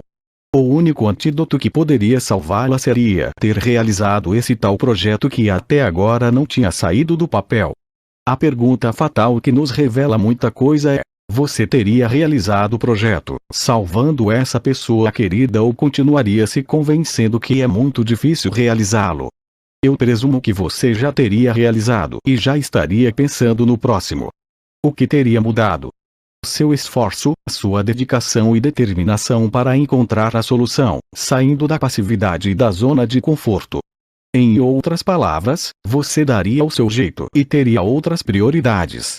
Poderia, em último caso até fracassar, mas lutar até o último segundo, com certeza. Nós não conhecemos em profundidade o nosso verdadeiro potencial, mas o limitamos porque vivemos numa sociedade medíocre que nivela por baixo. O exemplo hipotético apenas nos faz refletir sobre nós mesmos e sobre o quanto somos contaminados com referências baixas que nos foram apresentadas. Não confunda a vontade com mero desejo. O mundo está cheio de gente desejando e poucos com uma ardente vontade de mudar de vida. Como já dizia o poeta revolucionário, quem sabe faz a hora, não espera acontecer. Qualquer coisa diferente do que diz essa famosa canção é vitimismo ou papo para boi dormir. Quem espera não descansa. Pense em algo que você gostaria de ter realizado há pelo menos 2 anos, mas por acreditar que havia alguma dificuldade não foi possível concretizar, pensou. Quando sua esperança está em alta, até a maneira que você lida com os problemas cotidianos muda. Você os enxerga como provisórios, pois seus olhos estão voltados para as expectativas que estão lá no futuro. Por outro lado, quando a esperança está em baixa, até mesmo pequenos percalços passam a ser considerados insuportáveis. Os dias ficam cinzas, o humor azeda, as piadas perdem graça e as dúvidas tomam quase todo o espaço. Quer roubar a alegria de uma população? Roube sua esperança. Sem acreditar em seu futuro, sobram apenas o medo, a insegurança e o estresse. Aliás, esse é um clássico cenário em que o medo definitivamente venceu a esperança. Como resgatar sua esperança no meio do caos? Exercite o futuro e planeje a maneira como você quer chegar lá, dividindo o seu plano de ação em tarefas diárias. Criar projetos alimenta sua esperança. Sejam projetos pessoais como ter um filho, casa ou preparar para participar de uma maratona, etc. Sejam projetos profissionais que podem ocupar o seu tempo com o objetivo de conquistar um futuro melhor. A esperança mora no futuro, mas seu poder traz toda a cor para o seu presente. A esperança racional evita tanto ilusões quanto desilusões. Use com moderação. A esperança é um antidepressivo natural. Não saia de casa sem ela. Nunca é demais lembrar: todo o sistema de ensino é muito direcionado ao como fazer. Graças a isso, criamos uma legião de pessoas que desconhecem que são realmente capazes de criar diversas formas de como fazer, e que o maior valor está, de fato, muito distante do tal como fazer, e sim no por que fazer. No pelo que fazer e até no temos mesmo que fazer. Quando eu nutro essa pretensão de estimular e despertar uma nova geração de questionadores, ao mesmo tempo eu abro uma janela para a descoberta de novos pensadores, criadores, inovadores, revolucionadores e não apenas fazedores, repetidores seguidores da boiada. Por isso, não ocupo o pouco tempo que tenho disponível para produzir conteúdos com tal como fazer. Sei que, infelizmente, pelo fato de que muitos estejam condicionados pelo treinamento recebido na escola, poucos captarão a essência e o valor por trás das provocações que eu faço. Mas é em nome desses poucos, que persevero, na certeza de que eles façam o meu esforço diário valer muito a pena, e também na esperança de despertar alguns de seu sono profundo.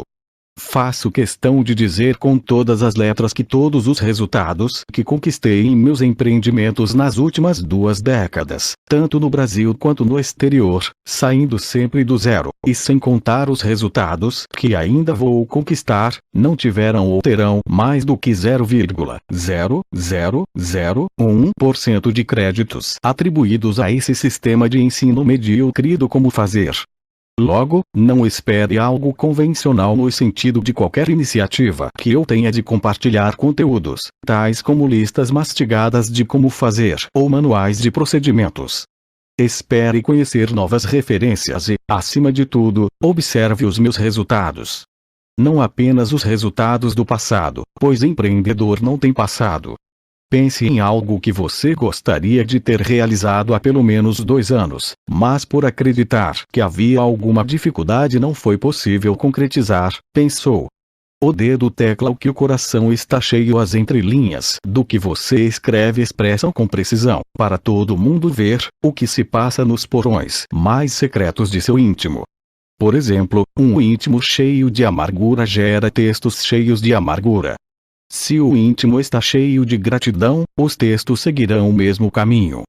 Logo, ao analisarmos a frequência dos discursos utilizados nos textos de uma determinada pessoa, descobrimos os segredos de seu autor, que estavam guardados às 7 chaves. Outro exemplo. As empresas cada vez mais utilizam em seus processos seletivos os perfis das redes sociais para pesquisar sobre os seus candidatos. Ou seja, com essa prática, cada vez mais comum, o seu perfil passou a ser parte integrante de seu currículo. Então, isso é bom ou ruim? Depende da utilização dessas informações ou do ponto de vista. O sistema convencional, por meio de uma linha de montagem padronizada, oferece a seguinte opção: 11 anos na sala de aula entre o ensino fundamental e o ensino médio, cerca de 4 a 5 anos na universidade, para em seguida procurar um emprego, comprar uma casa financiada por 30 anos, na qual você passará o restante da vida até se aposentar. No entanto, alguém pode se realizar fora desse modelinho, ao optar por ser um atleta, artista plástico, músico, ator, modelo, cantor, sacerdote, político, filantropo, blogger ou empreendedor. O que acontece quando alguém se atreve a querer sair dessa linha de montagem? Se disser que quer ser músico, talvez ouça que é vagabundo. Se disser que quer ser modelo, talvez seja chamada de prostituta. Se disser que quer ser um empreendedor, talvez ouça que é um iludido, etc. Porque isso acontece. Qualquer coisa que saia do padrãozinho convencional vai chocar as mentes uniformizadas e cristalizadas por décadas. Por exemplo, quando se trata da família do desajustado em questão, a intenção é boa e a preocupação está relacionada com uma possível frustração, já que as pessoas se sentem mais seguras dentro do fluxo padronizado das grandes massas. Agora, o que acontece quando esses desajustados alcançam o sucesso? Eles são chamados de gênios, visionários ou exceção à regra. Essa é uma forma de não dar o braço a torcer e, quem sabe, evitar que outros possam se contaminar com esse mau exemplo e acabar encorajando a outros com essa ousadia capitalista do rebelde. O tempo passa, o tempo voa, mas essa sociedade medíocre continua se comportando dessa forma, sendo seduzida por ideias relacionadas à segurança, estabilidade e privilégios do governo. Apesar das enormes contradições e injustiças, ainda há muito espaço e oportunidades para os mais ousados se aventurarem em territórios inóspitos fora da caixa, fora do padrão e fora da coreografia robótica que é ensinada nas universidades. Talvez por isso, em vez de compreender que a aventura da vida não apresenta garantias, muitos criam artifícios imaginários nos quais podem apoiar suas inseguranças. Mas essa atitude é tão inútil quanto agarrar-se na cadeira do avião quando na realidade ele já está caindo. Abrir uma empresa no oba-oba somente para não ter mais patrão, achando que assim terá mais glamour, pode gerar prejuízos catastróficos. Empreender é para quem quer ser o primeiro a chegar e o último a sair. É para quem está disposto a meter a mão na massa em vez de ficar no ar-condicionado. Empreender é para quem quer contrariar e subverter a ordem natural e convencional dessa sociedade medíocre que sonha em viver de privilégios, trabalhar pouco e ter estabilidade. Graças aos empreendedores de tecnologia é que vivemos um novo mundo com a internet, temos acesso a máquinas modernas na palma da nossa mão, encurtamos as distâncias e mudamos para sempre o mundo que conhecíamos. Esses homens e mulheres corajosos, ousados e que foram taxados de loucos ao abrirem suas empresas em garagens, ao abandonarem a universidade pelos seus sonhos, muitas vezes contra a vontade da família e quase sempre ao som de gargalhadas daqueles que não os pouparam de serem ridicularizados, são os que transformam todos os dias o mundo em que vivemos. A esses homens e mulheres empreendedores, o nosso muito obrigado por não terem seguido o fluxo da boiada, por terem assumido riscos em busca de seus sonhos e por não terem cedido ao passo ensaiado das grandes massas em direção à mesmice. Vocês recebem títulos de doutores honoris causa das faculdades que os deixaram de lado. São reconhecidos por todos aqueles que os repudiavam e criaram empregos para todos eles. O mundo precisa de mais pessoas que tenham a coragem de pensar fora da caixa. Sei que nesse grupo temos muitas pessoas que ainda vão dar muito o que falar. Esse texto também é em sua homenagem. Nem fácil, nem impossível, mente quem diz que é fácil. Mas é cruel, medíocre ou manipulador quem diz que é impossível. Afaste-se de ideias que tentam fazê-lo de vítima ou coitado. Por mais duro que possa parecer, agradeça àqueles que muitas vezes lhe dizem duras palavras ou lhe dão forças para você assumir o controle de seu destino com protagonismo. Exerça a sua dignidade para não ser dependente de familiares e muito menos do governo. Não importa a sua origem, a sua capacidade é grande o suficiente para não trocar a sua preciosa liberdade por uma ração diária de subsistência. Você é objeto de controle de tudo ou de quem você se torna dependente. Logo, quem tem verdadeira fome e sede de liberdade encontra forças para vencer esse sistema covarde, medíocre e travestido de benevolente.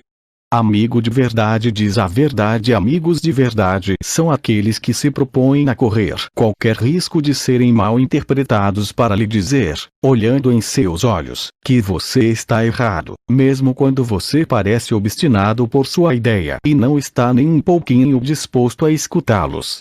Amigos falsos apoiam os seus desvios, ocultam os seus erros e são cúmplices de caminhos que o levarão ao fracasso. Amigos de verdade são verdadeiros, não são políticos, trazem você de volta para a direção da vitória e contrariam suas vontades quando percebem que elas podem destruir o seu futuro. Amigos de verdade são raros, mas eles valem ouro. Advanced Level. A maneira cartesiana de enxergar a vida é assim: nossas escolhas hoje determinam nosso futuro. Ou seja, eu colho o que planto. Isso está corretíssimo, mas, em um nível mais elevado, é possível inverter essa ordem. Desta forma, a maneira como você enxerga o seu futuro influencia a forma que você vive o seu presente. Em outras palavras, nessa hipótese, o seu presente passa a ser uma espécie de cheque pré-datado de seu futuro.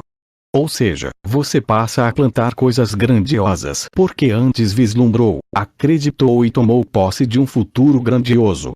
Por isso o verdadeiro líder não é aquele que simplesmente extrai o seu melhor resultado hoje, e sim aquele que consegue alimentar a sua esperança num futuro melhor. Não há nada mais poderoso para influenciar a maneira como você vive sua vida agora, sua visão de futuro. Tudo é uma questão de percepção. Tudo é uma questão de liderança. Poucos alcançam. Poderia ser, só que não. O mundo poderia ser muito diferente, mas não é. Viva a realidade e não a possibilidade.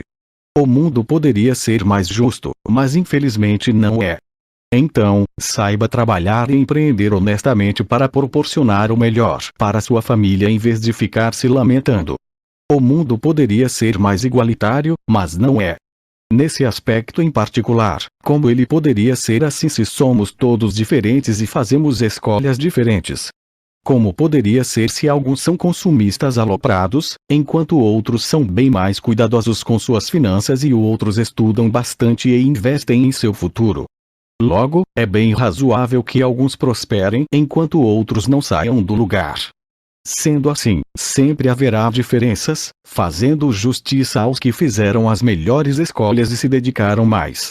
O mundo poderia ser mais solidário, mas infelizmente não é. Então, faça a sua parte, ajude os mais necessitados, compartilhe o seu conhecimento, doe dinheiro para projetos sérios e faça a diferença. O poder de sua iniciativa pode ser maior do que você imagina. Então, não se deixe enganar e esteja disposto a construir o seu futuro com as suas próprias mãos em vez de ficar esperando que as soluções caiam do céu. Para mudar de vida sempre será necessário uma luta quase uma sangrenta para superar as adversidades. É guerra mesmo. Eu gostaria que tudo fosse diferente, mas não é. É mais fácil para alguns ou mais difícil para outros. Talvez até seja. O fato é que, justo ou não, é o que temos para o momento. Então, o que você vai fazer? Lamentar-se ou entrar na guerra? Por isso, eu digo: empreender é a melhor arma. É por meio do empreendedorismo que se torna possível subverter a ordem natural das coisas, aquela que é imposta às grandes massas. Pense com calma, identifique sua estratégia, não entre em atalhos alternativos ou desonestos, esteja disposto a trabalhar muito para cumprir suas metas e não tire o foco da decisão de mudar de vida. Ao longo desse caminho você vai enfrentar os céticos, os que te chamarão de bobalhão por acreditar numa mudança de vida, encontrará pessoas frustradas que desistiram no meio do caminho, ou ainda irá ouvir histórias tristes. Eu passei por cada uma dessas fases. E garanto que vale a pena. Seus filhos e netos agradecerão. Os integrantes de uma equipe podem ser classificados em pelo menos 3 grupos. 1. Os idealistas. Esses são os que alcançam a proposta da missão na íntegra e se motivam com ela. Eles têm a visão do seu papel de forma clara e sabem como servir aos interesses da equipe. Eles têm muito claro os seus interesses pessoais, mas estão completamente comprometidos com os interesses do grupo em primeiro lugar. Por isso, a visão deles será sempre mais agregadora, não medindo esforços para alcançar os resultados. Esse comprometimento não está associado a horários ou tarefas de sua função. Sua realização está no macro, no todo, e não nos holofotes. Com esse comportamento, os idealistas costumam obter os melhores resultados e, por isso, passam a ser um dos principais candidatos aos principais cargos da empresa, e os que merecem a maior confiança. 2. Os interesseiros úteis. Os interesseiros úteis, em muitos casos, são até competentes, mas estão sempre de olho no mercado e atentos a quem pode lhes pagar algumas moedas a mais. São movidos apenas pelos interesses próprios e, como correm sempre atrás do bônus, acabam sendo bastante úteis. Mas não são confiáveis, embora acreditem ser profissionais, não se envolvem em nada com profundidade. Por isso, a empresa não deve fazer planos a longo prazo com eles, e sim aproveitar o que eles podem produzir a curto prazo. Os interesseiros úteis costumam sempre ficar pulando de galho em galho. 3. Os desagregadores não têm competência para liderar e nem se permitem ser liderados. São os conhecidos incendiários do descontentamento. Na frente do chefe, os desagregadores têm um comportamento e, por trás, outro completamente diferente. Constantemente, criam intrigas e fofocas entre os colegas e estão sempre dispostos a criticar sem um caráter positivo do desenvolvimento do processo. Reclamar é a especialidade deles, encaram o trabalho como um mal necessário. Na realidade, eles odeiam trabalhar.